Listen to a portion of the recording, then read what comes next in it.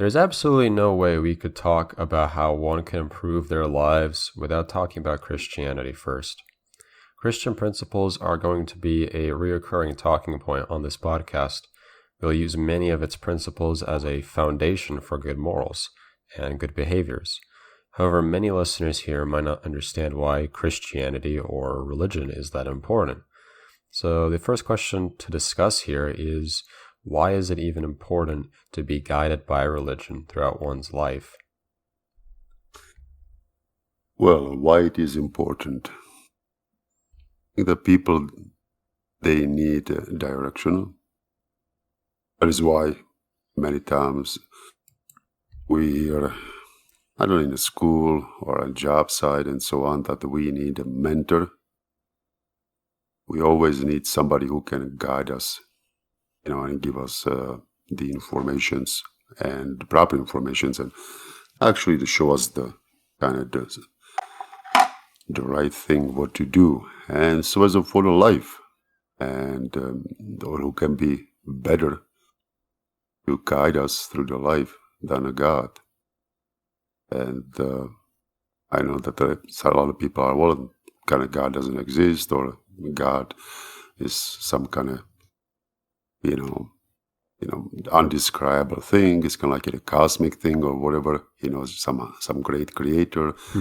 A lot of people, they attach God to different things, but there is the only one God who actually walked in a person on the earth, which is Jesus Christ.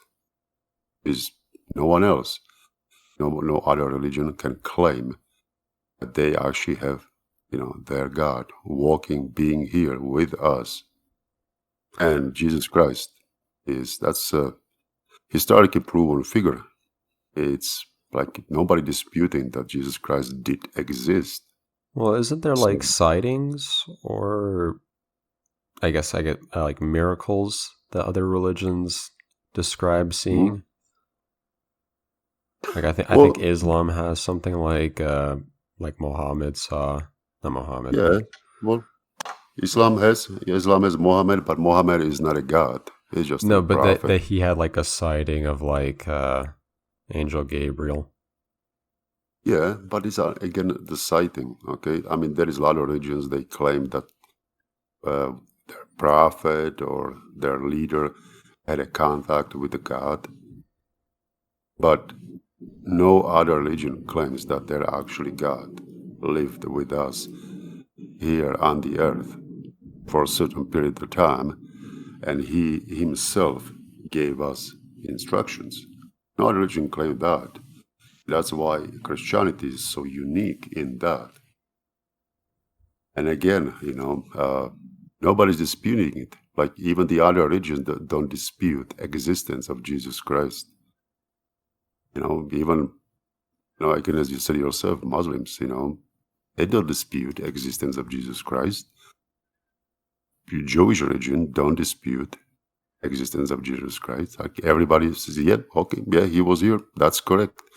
But they say that, well, he was just a prophet. He was not God.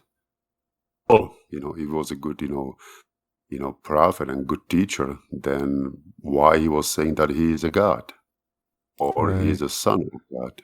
Then he couldn't be a good prophet. He was making up the thing, which is not true.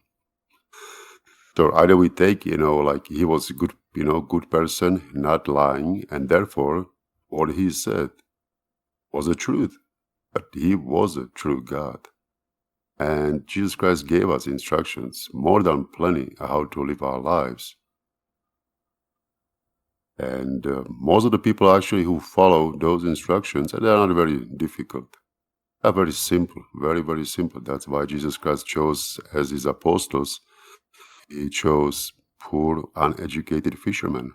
He didn't choose educated people. He didn't choose Pharisees or, church ministers and so on, scientists, at that time or anybody. He just chose poorest of the poorest, really poor fishermen as his apostles. And I think he tried to show us like, hey, my rules, my directions are very, very simple. I mean, they could be applied to anyone. Exactly. The thing is, we have kind of sidetracked just a little bit because the question was about why is religion important for one's life. I think we just kind of have been analyzing the reality of Christianity. Well, I'm kind of segued a little bit, but I had to, because in order to say why, then gotta kind of specify what we're going to talk about, and I was going to talk about religion as Christianity. So why is important? Because God gave it to us. That's one sentence alone should be enough. Our God gave it to us. So if God gave it to us, like, why we could say, like, no, we don't? I mean, after all, He's our creator. He created our lives. He gave us, everything what we have, not just our personal body, but everything what is around us, the whole thing on the earth, the whole universe, everything. So if that creator gave us the rules how to live our lives, well, how we can say no? Well, I mean, what if people don't believe in that God?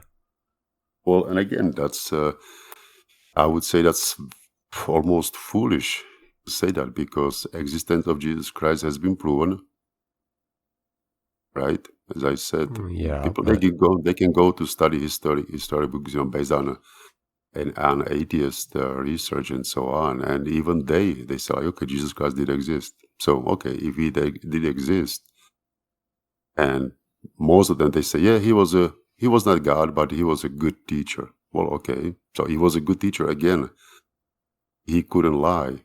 So everything what he said, including that I am the God, is correct as well. I mean, I'm just starting from the basic reason why. There are additional ones. I can go on that one too. But there are more personal ones, more based, on observation today. Well, the second one would be like, because we do really need it. Our society used to be very strong. If we compare society like 50 years ago, 60 years ago, and today, we look at the family life, look at how husband and wife live together, how strong families they had, how they raised their kids. And at that time, and even before, most of the people have big families. Like, compared to today, when most of the families, like maybe one kid, two kids, that's about it. At that time and before, people have 3, 4, sometimes 5 kids. And yeah, but that could also be financial, right? These people don't have a lot of kids right now because it's financially more burdensome. If it is financially more burdensome, then we do something obviously wrong, right? Today, in these times, like, how is it possible that 50, 60 years ago we were financially more secured, at least what's considering the family life, and we're moving to today times, we should be actually doing even better financially, but we don't. So obviously we did something because things wrong. have gotten more expensive. Yeah, but why it got more expensive? Why the paychecks didn't go up as well? I understand that everything went up substantially. Well, why didn't paychecks go as up substantially? Right? Well, because I guess businesses were allowed to pay their employees at that price. Probably. Yeah. I mean, I think that we're doing something really seriously wrong in today's times. If you compare, like, for example, wealthy people 50, 60 years ago, there were no billionaires. There were millionaires that time. Well, no, there were billionaires, Dad. Well, they were like families, but like a singletons. No, I mean the guy who ran Standard Oil and Andrew Carnegie, the guy who was in charge of U.S. Steel, they were billionaires. They were actually billionaires. That's not like adjusted for inflation. That is genuine billionaire. You sure? Yeah. Sure about that? Yeah, absolutely. What was his net worth? I don't know exactly, but I know it was at least a few billion. Okay, but was it like today, Like it was the No, tens or no, no. even That hundreds was of millions. not adjusted. If it's All right. adjusted, it's Okay. probably Right. Well, that was my point. Okay, I'm not really don't want to talk about like okay, so they were billionaires, like few of them, but those billionaires just didn't own such a huge amount of money, right? So I mean, they got much more billionaires today, and those billionaires own more money today, right? Then you got of course like everything goes up, right? Government, collects more money on taxes. Like everybody gets more and more, except regular folks. They staying behind, right? I think that major thing behind it is, well, it's not only just people don't live according to the rules of God. It's our government. It's the wealthy people. They completely abandoned God's directions. And every single time, since and I can compare, with the communism, since I lived in communism, is when you got these people, right, who are in charge, like, and saying like, well, we gonna do the best for you, not the God, not the religion, that's when you start everything falling apart. Because people are corruptible, and they can very easily lose direction, what is important in their life. Yeah, they might gonna mean well, I want to help the people, but slowly that belief gonna deteriorate, and they're gonna start thinking more about themselves first, their own families, their own goods, and so on, so on. So that's one of very important reasons why we need the God in our lives.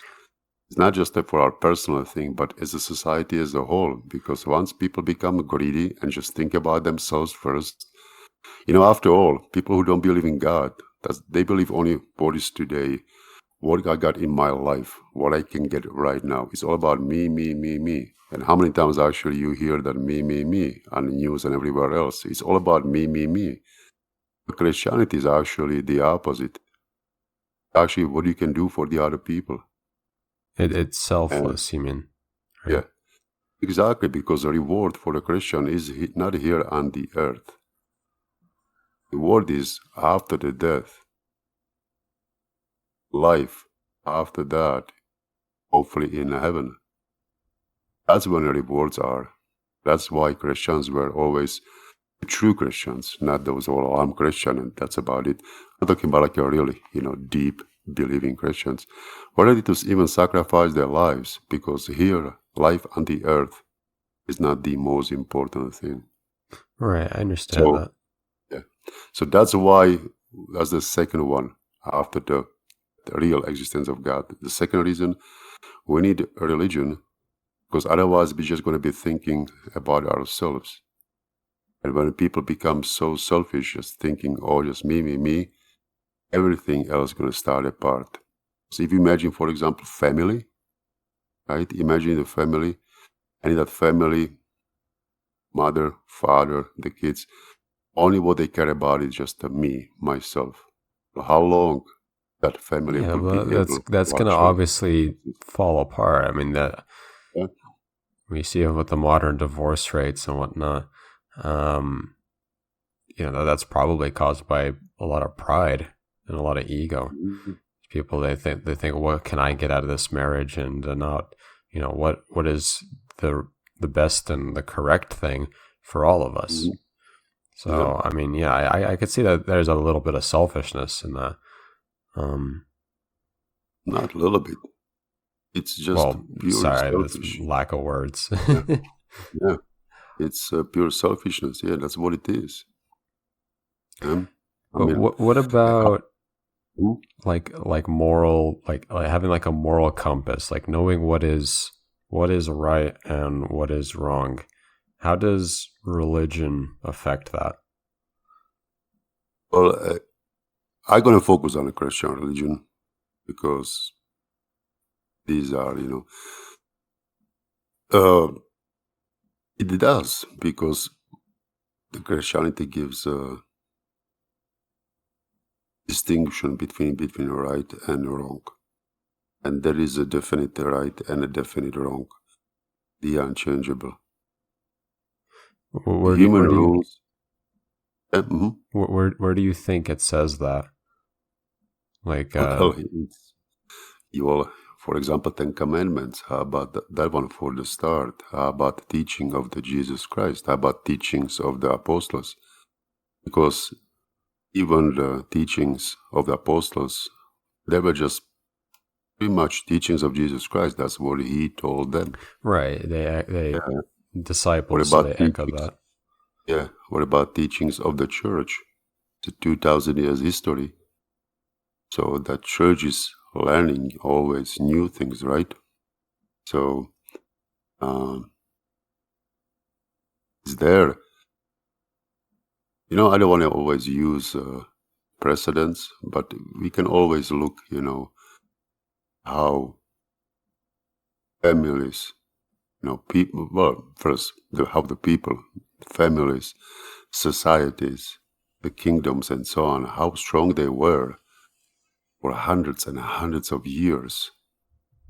And since we embraced atheism at the beginning of the 20th century, how everything started falling apart immediately. There was no world wars, like the wars which were covering entire continents, where millions upon millions, tens, sometimes, hundreds of millions of people died. Not just of the soldiers, civilians, more than actually the soldiers. We never had Right. that before, any time before. That started with the beginning of 20th century. You know, that's First just war, because of yeah. technology. Well, the technology, of course, plays, certain role, but who is actually wielding the technology? People, right? We are in charge of the technology, If we would be more morally straight, we wouldn't use that technology the way we actually did. Right, I'm but talking about the wasn't weapons. like America, like at least during World War One and at least a significant part of World War Two, mostly Catholic? Well, America was not mostly Catholic ever. I mean, I think there was usually about 30, 35% or so. Now, I don't want to put down the number because there want to be some like politicians, giving the lies, but I would say about, roughly about a third of the United States. So, yeah, you can call it as a major Christian movement, because, among the Protestants, just because they have so many different denominations, the Protestants as a whole, they have more, of course. They have the majority of US citizens. They had it always. But because they are so splintered, it's it's not unified. So the Catholics, yeah, they got about 1/3, and they always had. However, Catholics that time and today, you cannot even compare it. That time people actually had faith. Today, from this 1/3, if 25% of them actually really practice their faith, that's about the top. It's not as what it used to be. So there is there's a difference between saying, oh, I believe in God, and that's it. And there is actually saying, difference between, well, I believe in God, and actually I live my life according to that belief. I'm not going to sacrifice that belief to anything. That is a difference, and that's what is later. You don't see it very much around anymore, unfortunately. Right. Can I ask, because Yeah. we are kind of a little limited on time, there's one last question I want to ask. So, if somebody, they have their moral compass, they know what's right or wrong, or they think they know what's right or wrong, but they still choose to not be religious, is it possible to actually have a good moral compass without being Christian? Well, well, in theory, it is, right? In theory, it is. Because obviously, most of the people, they know what's right and what's wrong. They think they know. Majority of people.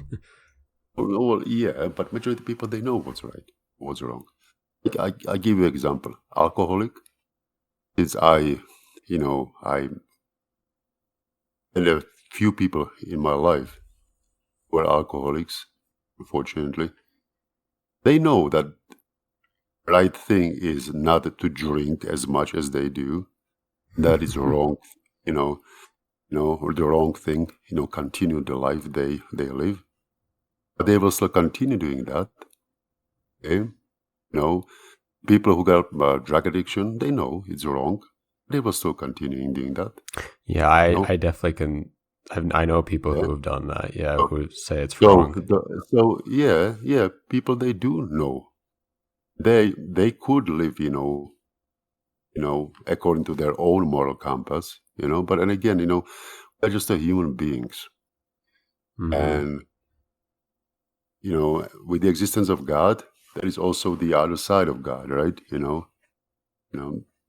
Pretty much all the religions actually, even non-Christians, they have it too as well. That yin yang, and pretty much everybody got the God, and they got also the opposite side of the devil, right? Right. So we are tempted, by the devil every single day. And people, they know it, because every single time when they have the choice to do something, it always in their head is like, well, maybe I can do it this way because it's easier. It's not so hard. It's more comfortable. The devil speaking in people's heads all the time. The temptation is there all the time, right? And without the solid faith in God and being like, well, I don't really care what happened to me on the earth, because this life is not the most important. My life after the death is important. Without this kind of belief, people always choose what's easier, what's more comfortable, what's better for them. So therefore, that moral compass, even though they somehow have it, means nothing for them. It's kind of like, if I could kind of make almost like a parable about it, it's like having the moral compass without a faith in God is like being the person who is overweight, have no energy, and he has to go a certain direction to achieve, whatever, reach some point. And he's like, well, I know I gotta go north. Okay, yeah, all right, 2 miles. But I'm lazy. I don't want to do it. Why should I do it? That's what I mean. Yeah, I do. That moral compass without actually the energy behind it, focus, being able to actually sacrifice, some pain. Moral compass is useless then. It has to be backed up, the faith in God, strong faith in God, and of course that priority. Life here on the earth is not for me. I'm here to help out the other people. I'm here to make this place, better. Not just in theory, like a politician. So I want to try to save the earth. Not me actually doing something really yourself, helping the people around you, putting myself on a second place, and do it through the love, because I love, the other people, because I love me, no matter what. And my reward's going to be in heaven, not here on the earth. People live like this? Yes. If people would like to live like this place would be a much better place. But unfortunately, they don't.